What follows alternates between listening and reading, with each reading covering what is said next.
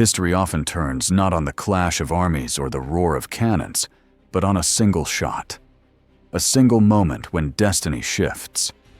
But what if that shot was not the act of one fanatic, not an accident of history, but the climax of a carefully staged performance? April 14th, 1865. Evening descended over Washington. For the first time in 4 bloody years, the capital breathed with a sense of relief. The war that had torn the nation apart was finally ending. General Robert E. Lee had surrendered at Appomattox just days earlier. The Union had triumphed. A new era, it seemed, was dawning. Inside the White House, Abraham Lincoln, worn thin by years of conflict, yet filled with fragile hope, allowed himself a rare indulgence, a night at the theater. He had carried the burden of war on his shoulders, seen hundreds of thousands fall, and faced hatred from every side. But on this night, he tried, if only briefly, to be a man rather than a monument. Accompanied by his wife, Mary Todd Lincoln, and joined by Major Henry Rathbone and his fiancée Clara Harris, the president chose Ford's Theater. The play was Our American Cousin, a light comedy designed to make people laugh and forget their grief. Lincoln's presence was symbolic, a message to the nation that life was returning to normal, that joy could return after years of mourning. But beneath the surface, the evening was anything but ordinary. The first shadow fell that very morning. At breakfast, Lincoln shared with his wife a strange dream. He had wandered through the White House, hearing the sounds of mourning. He had seen soldiers, the corridors draped in black, and a coffin resting in the East Room. Who is dead in the White House? He had asked in his dream. The answer came: the president. Mary remembered his words later and whispered that he had foreseen his own fate. Before leaving for the theater that night, he turned to her and murmured, "I feel as though I shall soon be gone, but perhaps I will come back." The second shadow was even stranger. The president's protection that evening was astonishingly lax. His assigned bodyguard, John Frederick Parker, a policeman, abandoned his post outside the presidential box to drink in a nearby tavern. No one replaced him. No one checked the theater. The most powerful man in America, victorious in war, yet still hated by countless enemies, was left unguarded in a public place. The third shadow lay in the very structure of Ford's Theater. The hallway leading to the presidential box was dimly lit, almost inviting intruders. The door to the box had no proper lock. Inside, a flimsy wooden brace was all that stood between the president and whoever might try to enter. For a man as despised by Southern sympathizers as Lincoln, it was as though fate itself had prepared the stage. And then came John Wilkes Booth, handsome, charismatic, a familiar face to the public, an actor from one of America's most famous theatrical families. He had played heroes and villains on stage, but on this night, he chose his deadliest role. Witnesses later recalled him moving about the theater without suspicion. He visited the bar, drank whiskey, spoke with stagehands. No one questioned him. His presence was natural, even welcome. He was part of the world of the theater. The official story says Booth was a lone fanatic, a Confederate sympathizer driven by rage at Lincoln's victory and his plan to abolish slavery forever. But here, the questions multiply. If he truly acted alone, how did so many coincidences align that night? Why did Lincoln's bodyguard vanish? Why was the theater left unsecured? Why was the path to the president left so open, as though cleared for the assassin's approach? The shot that rang out at 10:15 p.m. was more than a bullet fired from Booth's Derringer pistol. It was the silencing of a man who had carried the Union through its greatest trial. It was the sound of destiny splitting in two. Some say Booth's act was the final cry of a defeated South. Others whisper it was something more, the hand of hidden networks, secret sympathizers, even foreign powers who feared what Lincoln's vision of a reunited America might mean. What we know is this: within hours of Appomattox, when peace seemed within reach, America was thrown into mourning again. The laughter inside Ford's Theater turned to screams. Lincoln lay dying, carried across the street to a boarding house where he would breathe his last at dawn. The questions left behind are darker than the act itself. Was Booth merely a fanatic, or a pawn in a conspiracy larger than himself? Did Lincoln sense that death was waiting for him, or was it coincidence that he dreamed of his own funeral on the very morning of his assassination? What is certain is that April 14th, 1865, was no ordinary evening. It was a carefully arranged tableau, a stage set not for comedy, but for tragedy. And from that night forward, America would never be the same. Sometimes an entire day unfolds, as if destiny itself is guiding a man toward his end. April 14th, 1865 began for Abraham Lincoln like any other working day. And yet, hour by hour, event by event, it seemed as though invisible signs marked it as his last. That morning, the president rose unusually early. His secretary, John Nicolay, later remembered. He looked animated, almost cheerful, as if he had cast off the burden of the last 4 years. Lincoln spoke of plans for the post-war future, of national reconciliation, of healing the country, of binding the wounds left by civil war. But behind his optimism, there was something else. Another aide, John Hay, recalled Lincoln saying quietly, "We are standing at the threshold of a new world, but I doubt I shall be the one to see it."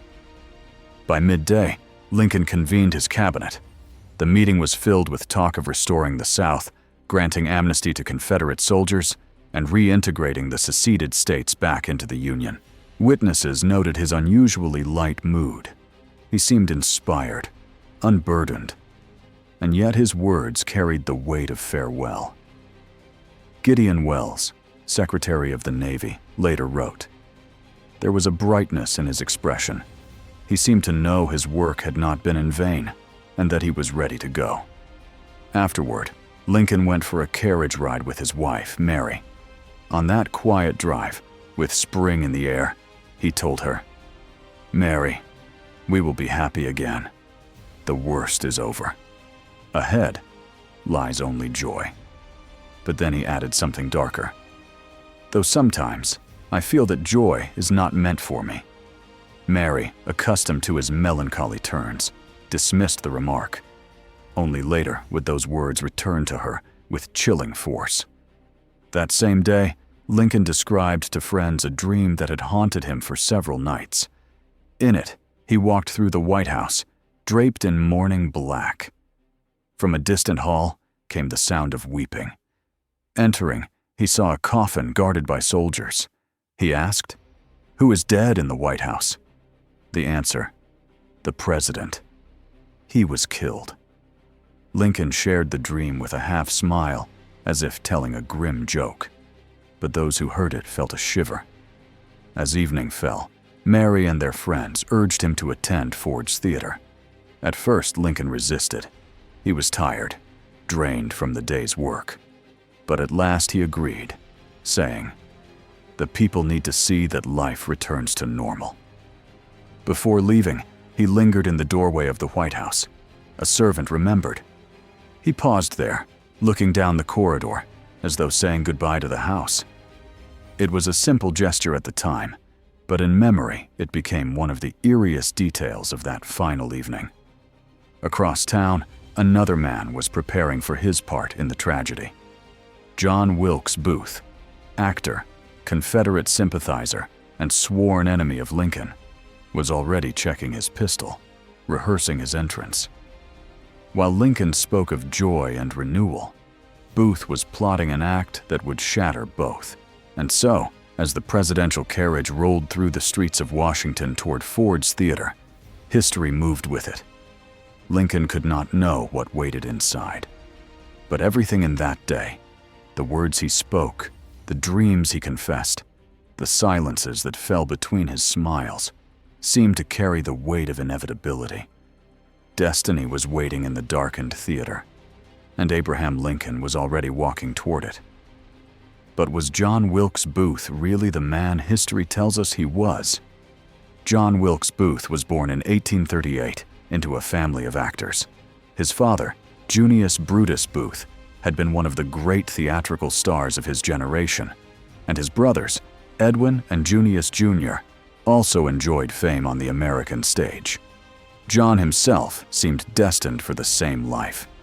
Handsome, charismatic, and naturally talented, he won the adoration of audiences along the eastern seaboard. By the early 1860s, he was considered one of the most promising young actors of his era. Yet beneath the acclaim, another passion burned within him: politics. Booth was a devoted Southerner, fiercely loyal to the institution of slavery and to the Confederate cause. Though he never took up arms in the Confederate Army, he became a vocal and aggressive supporter in his personal life, and even from the stage. Friends and acquaintances remembered how often he railed against Abraham Lincoln, spitting out insults, calling him a tyrant, and the gravedigger of America. According to the official story, it was this hatred that pushed Booth to commit murder. But when we trace his steps, a more complicated picture emerges. As early as 1864, Booth was already involved in a conspiracy. At that time, the plan was not assassination, but abduction. His idea was to kidnap Lincoln and hold him hostage, trading the president for thousands of Confederate prisoners languishing in Union camps. Booth gathered a band of followers to help him carry out this plot.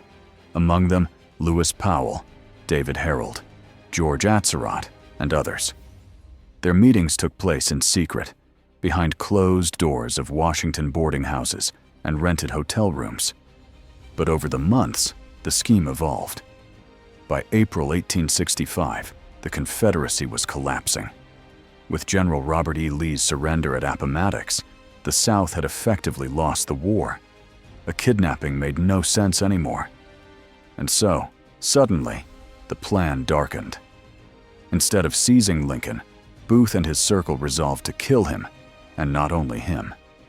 They targeted the very heart of the Union government: Vice President Andrew Johnson, Secretary of State William H. Seward, and the President himself.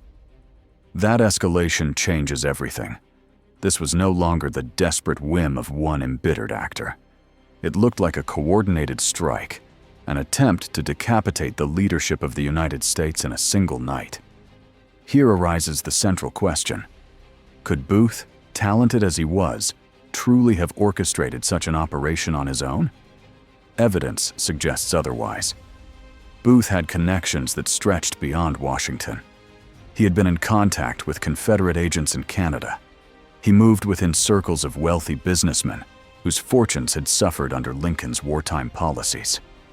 On several of his trips north, records hint at meetings with figures whose names never appeared in the official investigation. Their identities remain obscured, but the shadow they cast lingers. Even the choice of location raises suspicions. Ford's Theater was not random. Booth knew the building intimately: the stage, the corridors, the private boxes. He had performed there, mingled with the staff, and studied the layout. More importantly, he used that familiarity to prepare in advance. He stashed weapons, arranged a horse for escape, and even modified the door to Lincoln's box so he could secure it shut once inside. These were not the actions of a man improvising. They were the careful steps of someone working a plan long in motion. Booth was undeniably charismatic, daring, and skilled. But was he truly the mastermind? Or was he merely the actor, playing a part in a drama written by others, those whose names have been lost or buried? The questions grow sharper as we turn to Ford's Theater itself, and to the chilling sequence of events that unfolded on that fateful night. History remembers that night as a tragedy. Yet when the details are examined closely, Ford's Theater begins to look less like the site of a random crime and more like the carefully prepared stage for a deadly performance. On the evening of April 14, 1865, the theater glowed with light. The comedy Our American Cousin had drawn a full house. Some 1,700 people crowded inside, eager for laughter after 4 long years of war. For Washington, weary of blood and loss, it was more than a play. It was a symbol of peace returning. The president's box had been decorated with flags of the Union, their red, white, and blue folds draped proudly along the rail. Yet later, witnesses would claim that one of those flags was hung in a peculiar way, creating what looked like a curtain across the entrance, a covering that conveniently obscured part of the doorway. Was it coincidence or deliberate design? Lincoln arrived with his wife, Mary Todd, accompanied by Major Henry Rathbone and his fiancée, Clara Harris. The moment he entered the theater, the audience rose to its feet, greeting him with applause. For that instant, the mood was festive, almost jubilant. The war was ending. The nation had been saved. But behind this facade of celebration, troubling signs abounded. Once again, Lincoln's assigned bodyguard, John Parker, abandoned his post. Instead of standing watch by the door of the president's box, he slipped away to a tavern next door to drink. His absence would prove catastrophic. With Parker gone, the doorway was unguarded, the path to the president wide open. Meanwhile, John Wilkes Booth moved with the confidence of a man certain of success. He was no stranger here. The theater was almost his second home. As a well-known actor, his presence raised no alarm. In fact, he had spent the days before the assassination rehearsing his crime. He had studied the corridors, tested doors, and even whittled a wooden wedge, a makeshift lock with which he planned to jam the box door from the inside, buying himself precious seconds after the shot. As the third act began, Booth slipped through the backstage entrance, ascended the stairs, and walked down the dim corridor toward the president's box. No one stopped him. No guard. No curious bystander. No locked door. Every barrier that should have existed simply wasn't there. His way to the president was clear. Inside, Lincoln sat relaxed, his tall frame leaning against the velvet back of the chair. Mary bent toward him, whispering something softly. Around them, the audience roared with laughter at the antics on stage. Peace, for one fleeting moment, seemed real. At 10:15 p.m., Booth raised his small, single-shot Derringer pistol. Though tiny, it was powerful enough to kill at close range. He pressed it to the back of Lincoln's head and pulled the trigger. The crack of the shot echoed through the theater, the sound that changed America forever. Yet what followed made the crime seem almost theatrical. Booth did not flee in panic. Instead, he shouted in Latin, "Sic semper tyrannis! Thus always to tyrants," the motto of Virginia. Then he leapt from the president's box to the stage. His spur snagged on the draped flag, sending him crashing awkwardly to the boards below and snapping the bone in his leg. Still, wounded and in agony, Booth rose to his feet, threw his arm into the air in a dramatic flourish, and cried out, "The South is avenged!" For a moment, the audience thought it part of the play. But screams followed, blood was seen, and the illusion collapsed into chaos. And the questions began. How had Booth reached the president so easily? Why had no one stopped him? Why had the guard abandoned his post at precisely the critical moment? That night, Ford's Theater was not only the stage for a comedy, it became the scene of a tragedy that continues to fuel suspicion. Was this truly the act of one man, or the climax of a carefully staged production, with Booth as the central actor, but not the hidden director? If this had been merely a murder inside a theater, why then did blood spill in other houses across Washington that same night? The moment Booth's bullet struck Lincoln in the head, chaos erupted not only inside Ford's Theater, but across the entire Capitol. Yet the assassination of the president was not the only act of violence that April evening. It was part of something broader, darker, a coordinated plan that stretched beyond a single gunshot. Almost simultaneously with the shot in the theater, another attack unfolded in the stately mansion of Secretary of State William H. Seward. Still recovering from a carriage accident, Seward lay bedridden in his upstairs chamber. Into that house walked Lewis Powell, also known as Lewis Payne, one of Booth's hand-picked accomplices. Pretending to deliver medicine, Powell forced his way past the servants and burst into the sick room. Then, with a large Bowie knife in his hand, he fell upon the secretary. What followed was a scene of shocking brutality.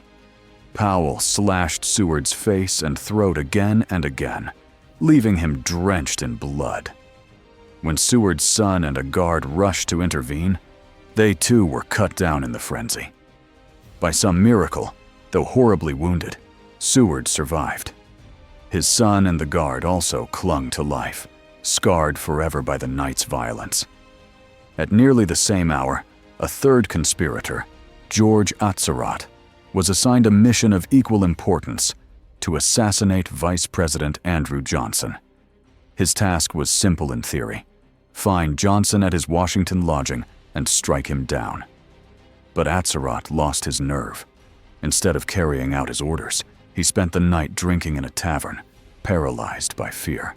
The picture that emerges is clear. On April 14, 1865, more than one hand was raised in violence. It was a coordinated strike. The objectives were nothing less than the decapitation of the Union government, the simultaneous elimination of the president, the vice president, and the Secretary of State. If successful, the plan would have thrown a fragile, war-weary nation into utter chaos at the very moment of victory. And yet, in the days and weeks that followed, the official narrative narrowed swiftly. The government and newspapers cast John Wilkes Booth as the central villain, the mastermind, the lone architect of the plot. His companions were written off as misguided followers, mere shadows of his obsession. But how credible was this version? Could a 26-year-old actor, famous for his looks and his performances, but with no military or political training, truly have coordinated simultaneous assassinations of the three most powerful leaders in the United States? Early evidence suggested otherwise. Hidden among Booth's belongings were letters referencing contacts with Confederate agents in Canada, operatives who had long been involved in covert sabotage missions during the war. Testimonies whispered of secret meetings with men who never appeared in the trial records.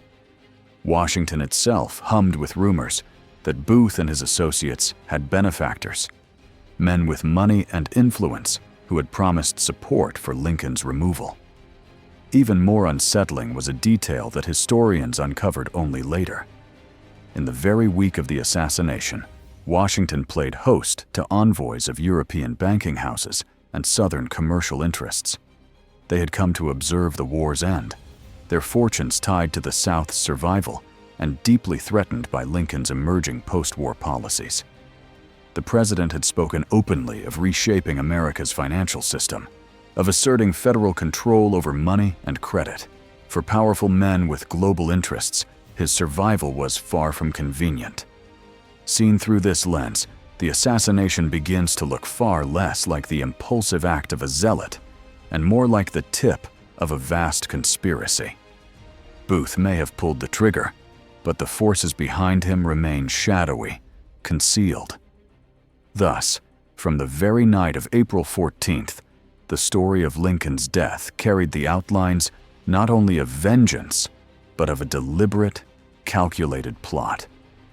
And what followed, the desperate manhunt for Booth across Maryland and Virginia, would only deepen the mystery, exposing strange coincidences and grim revelations that history has never fully resolved. If Ford's Theater resembled a stage set for the assassination, then the hunt for John Wilkes Booth unfolded like the second act of a play, a chase with lines, scenes, and perhaps even a script already prepared. after the fatal shot, Booth did not vanish in blind panic. His escape looked almost rehearsed. Though he fractured his leg leaping from the presidential box to the stage, he still managed to limp off through a side door. Outside, waiting exactly where it needed to be, stood a saddled horse. Booth pulled himself into the saddle and galloped into the night. Eyewitnesses later swore that he didn't ride like a desperate fugitive, but like an actor leaving the stage after a triumphant finale, confident that applause awaited behind the curtain. Washington dissolved into pandemonium within minutes of the shooting. Crowds surged through the streets, rumors flew, soldiers scrambled for orders. Yet that chaos, instead of trapping Booth, shielded his movements. He followed a precise route, one clearly charted before the deed. His first stop was the home of Dr. Samuel Mudd, a country physician. Mudd tended to Booth's injured leg, setting the bone and giving him a chance to continue his flight. To this day, Mudd's role remains shrouded in suspicion. His house sat directly along the assassin's escape path, too perfectly placed to be coincidence. During his later trial, Mudd insisted he knew nothing, that Booth's midnight visit was pure chance. But how often does a rural doctor wake to find one of the nation's most famous actors on his doorstep, crippled and begging for help, and ask no questions? Meanwhile, the federal government unleashed a dragnet unlike anything America had ever seen. Over 10,000 soldiers, detectives, and deputized civilians fanned out across Maryland and Virginia. Posters bearing Booth's likeness appeared on walls and fences everywhere. A staggering $100,000 reward, a fortune in 1865, was offered for his capture, dead or alive. And yet the assassin remained at large. He rode through checkpoints unchallenged, slipped across rivers, and found shelter in barns and swamps. Time and again, he located sympathizers willing to feed him, hide him, or guide him forward. Was this sheer luck? Or did Booth's performance follow a map drawn by hands far larger than his own? Each day of the chase felt like another scene in a grim play. Booth, feverish and in pain, filled his diary with defiant lines. "America will not understand me," he wrote. He cast himself as a tragic hero, a martyr misunderstood by history. At last, 12 days after the assassination, soldiers cornered him in a tobacco barn on the farm of Richard Garrett in Virginia. The climax unfolded in fire and smoke. Refusing to surrender, Booth stood armed inside the burning barn as flames licked the beams. A shot rang out, and the assassin collapsed. Official reports credited Sergeant Boston Corbett with firing the fatal bullet. But even then, rumors swirled. Some claimed Booth had been executed on orders, silenced before he could speak. Others whispered that he had escaped, that the man who died wasn't truly him. The official record declared the story closed with Booth's death, but to many, the chase never looked like an improvised pursuit. Looked like a performance designed to end in a blaze of fire, with the leading man silenced forever. History remembers the murder of Abraham Lincoln. But almost as many questions remain about what happened afterward, about the way America treated those accused of being his killers. The nation was plunged into grief, and with grief came fury. Newspapers demanded vengeance. Politicians understood that they needed to reassure the public, to prove that order had not collapsed. Someone had to pay. But the crucial question was, who would become the sacrifice? Within days of the assassination, dozens of men and women were arrested. Some were genuinely tied to Booth. Others were barely connected at all. 4 figures quickly emerged as central to the case. Lewis Powell, who had slashed his way through the Seward household. George Atzerodt, the would-be assassin of Vice President Johnson, who lost his nerve in a tavern. David Harold, Booth's companion on the escape route. And Mary Surratt, the widowed owner of a Washington boarding house where Booth and his circle were said to have gathered. It was Mary Surratt who captured the most attention. She was a devout Catholic, a mother of grown children, and, in a country that had never before executed a woman in federal history, a symbol that vengeance would know no boundaries. The prosecution painted her as a hostess of conspiracy, the keeper of the very nest where the plot was hatched. She denied it all, insisting she had been nothing more than a landlord. But the climate of 1865 left no room for doubt or mercy. Her guilt was decided before the trial began. The proceedings themselves looked less like justice and more like a performance. Instead of a civilian court, the accused faced a military tribunal, held in secret, guarded by soldiers. Witnesses were coached, testimonies often contradictory. Defense attorneys were given little time, little access, and little chance. The prosecutors spoke of a vast, monstrous conspiracy, a web where each prisoner was equally guilty, equally dangerous. The defense argued some had been dragged into the storm by coincidence, not by choice, but the verdict had already been written. In July 1865, the sentences came. Powell, Atzerodt, Harold, and Mary Surratt were condemned to hang. The others received long prison terms. On July 7th, in the yard of the Washington Arsenal Penitentiary, the execution was staged before a hushed crowd. The prisoners, faces hidden by black hoods, were led onto the gallows. The ropes swung against the sky. At the signal, the platforms dropped. And with the crack of timber and the silence that followed, 4 lives ended, in what looked less like justice and more like a ritual sacrifice for a wounded nation. Photographs of the event were quickly published, seared into the memory of Americans. The government hoped the executions would close the chapter, but instead, they opened another. Why had the tribunal been rushed, the evidence kept hidden, the proceedings sealed? Why had witnesses who might have pointed toward higher-placed accomplices been silenced or ignored? And why was Mary Surratt, whose role remains uncertain to this day, chosen to be among the condemned? Modern historians often view the tribunal as less an investigation than a show of power. The Union had survived assassination, and now it had to prove it still held control. The 4 who died on the scaffold were offered up not only to avenge the president, but to calm a nation on the brink of chaos.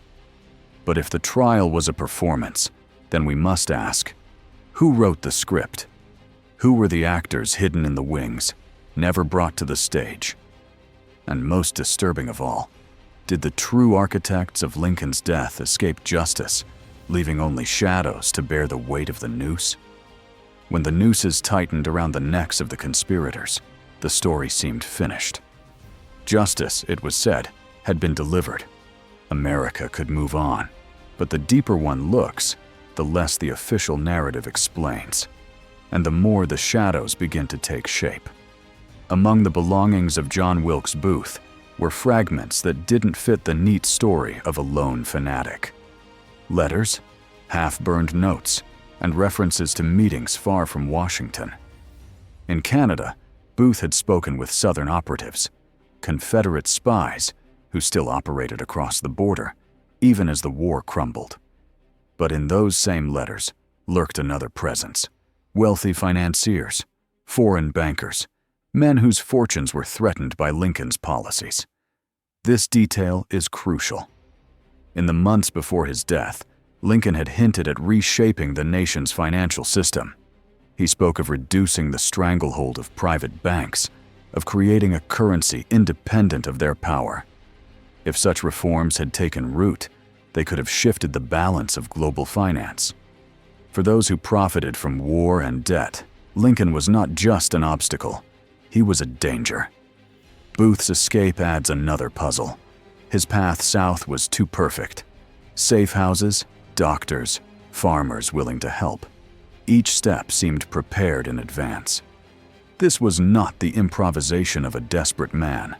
It was a corridor of protection, suggesting that someone with influence had smoothed the way. Ordinary actors and drifters could not have built such a network alone. Then there were the silenced testimonies. Witnesses swore they had seen Booth with people connected to Confederate intelligence, and even with figures who moved comfortably in Washington's political circles. Yet their voices never reached the courtroom. Files were sealed, misplaced, or dismissed as unreliable. Too many threads cut before they could be tied together. And what of Lincoln's guards? On the very night when protection mattered most, his detail dissolved into thin air. One officer vanished to a saloon, another was conveniently reassigned. The president of a nation, just days after the Civil War, sat in a public theater with almost no defense. History calls it negligence. But negligence that perfect begins to look deliberate. Even Lewis Powell, the brutal attacker of Secretary Seward, hinted at something larger. In fragments of his correspondence, he spoke of men above me, figures who promised safety, who assured him that his role was only a piece of a greater design. Who were these men? No investigation ever answered. Perhaps it was never meant to. Put together, the fragments sketch a disturbing picture. Booth and his circle may have pulled the triggers and swung the knives, but they were not the architects. They were actors, performing on a stage built by others. The true authors of the plot remained hidden, watching from the wings, ensuring their names would never be spoken. And so the question sharpens. Who stood to gain from Lincoln's death? Who emerged from the tragedy, not in chains, but in triumph? Some point to the remnants of the Confederacy, still desperate for revenge. Others to industrialists and bankers who feared Lincoln's Reconstruction and his financial reforms. Still others whisper of foreign hands, eager to see America weakened before it could rise as a true power. Whoever they were, they succeeded. Lincoln's vision of reconciliation and reform died with him. His successor, Andrew Johnson, reversed many of his boldest plans. The war ended, but the peace that Lincoln dreamed of never arrived. If the question of Booth's guilt is simple, the question of ultimate responsibility is not. Because the truest mystery of April 14th, 1865, is not who fired the gun, but who whispered the orders. After Abraham Lincoln's death, the nation entered a critical turning point. The war was ending. The South had capitulated. And it was Lincoln who was meant to decide what the new Union would look like. His vision was bold, even radical. He spoke not only of restoring the states, but of granting rights to former slaves, of reforming the tax system, and even of reshaping the way America's finances worked. And here we meet the first circle of beneficiaries: Southern elites. Lincoln's Reconstruction plans threatened their power at its very core. Former slaveholders stood to lose land, influence, and the ability to dictate their social order. With Lincoln gone, they could hope for softer policies. And indeed, under Andrew Johnson, many Southern laws were restored, and the infamous Black Codes once again restricted the freedom of African Americans. Financial interests. Lincoln was independent, and that made him dangerous. He had issued the greenbacks, paper currency not tied to European banking houses. This system broke their hold over American debt.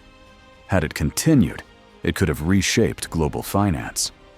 But after his death, the experiment was quietly dismantled. The old financial structures regained their dominance, political rivals. In Washington, Lincoln was seen as too independent, too strong. His leadership was iron-willed, his plans for federal authority sweeping. Many of the old guard feared him. His death opened the door to men who preferred compromise and tradition over radical change. European powers. Across the Atlantic, Britain and France had invested heavily in the South. They watched with unease as Lincoln's policies threatened to erase not only slavery, but the economic systems built upon it. A reconstructed America, financially self-sufficient and politically unified, was not in their interest. Thus, Lincoln's death was never just the loss of one man. It instantly altered the balance of power. His ideals, equality, reform, a new economy, were pushed aside. The future bent toward the interests of those who had the most to lose under his leadership. And most troubling of all, those who gained the most were also those with the means to engineer a plot. Wealth, influence, networks that stretched from Richmond to London, all the tools required to remove a single man who stood in the way. Even a century and a half later, one question lingers. Was this merely coincidence? Or, by pulling a trigger in a theater, did conspirators clear the path for a rewritten future of America? The assassination of Lincoln ended a man's life, but began an age of myths and secrets that endure to this day. With Booth shot, America lost not only a president, but a direction. The tragedy at Ford's Theater unleashed an avalanche of questions. Was it revenge, a political plot, or the deliberate removal of a leader who had grown too dangerous to the powerful? The official inquiry declared Booth a lone assassin with a circle of misguided helpers. But even a casual glance at the details raises doubts. Why was Lincoln left unguarded at the very moment of attack? Why were pages torn from Booth's diary before it reached the public? Why did key witnesses suddenly die by accident within months of the trial? In the decades that followed, fragments surfaced in archives, letters hinting at ties between Booth and Southern agents in Canada, notes about meetings with financiers, whispers of European envoys in Washington just days before the killing. Each clue was quickly buried, dismissed as forgery, or locked away. It was as if unseen hands worked tirelessly to keep the deeper story hidden. The myth that grew after his death was stark. Lincoln was not killed for vengeance, but for the future. His reforms threatened the dominance of elites. His currency weakened the bankers. His vision of equality endangered those who profited from oppression. His life became the cost of protecting old power. Today, more than 150 years later, the echo of that shot still resonates. It can be heard in the battles over civil rights, in debates about corporations and banks, in the quiet suspicion that the true rulers of America are not elected, but concealed. And still the final haunting question remains. If Lincoln truly died for his words, for something he spoke in his last address, what exactly did he say that frightened the powerful so deeply? No answer survives. Perhaps it was buried with the missing pages of Booth's diary, or locked in archives we are not meant to see.